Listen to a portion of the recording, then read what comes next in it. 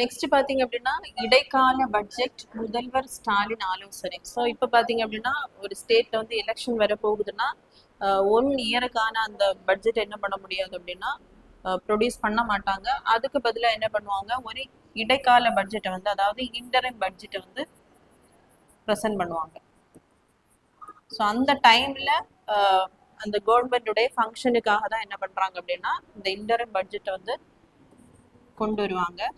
அதற்கான ஆலோசனை தான் நம்மளுடைய முதலமைச்சர் அவர்கள் வந்து என்ன பண்ணியிருக்காங்க அப்படின்னா தொடங்கியிருக்காங்க.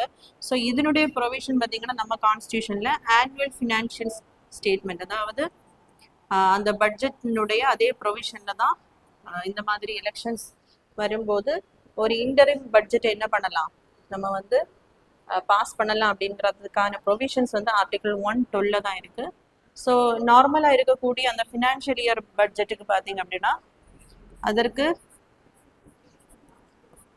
நம்முடைய பார்லிமெண்ட்ல வந்து ஓட்டிங் வந்து நடத்த வேண்டும் அப்படின்னு சொல்லக்கூடிய ஆர்டிகல்ஸ் 113 அண்ட் 144. இதுக்கு பார்த்தீங்க அப்படின்னா 116. ஸோ அந்த டைம்ல என்ன எக்ஸ்பெண்டிச்சர், என்ன ரெவென்யூ, அது மட்டும் தொடர்பாக என்ன பண்ணியிருப்பாங்க அப்படின்னா ஒரு சிம்பிளான பட்ஜெட்டை வந்து கொண்டு வந்திருப்பாங்க. ஸோ அதற்காக தான் பார்த்தீங்க அப்படின்னா முதலமைச்சர் அவர்கள் வந்து ஆலோசனை வந்து நடத்தியிருக்காங்க.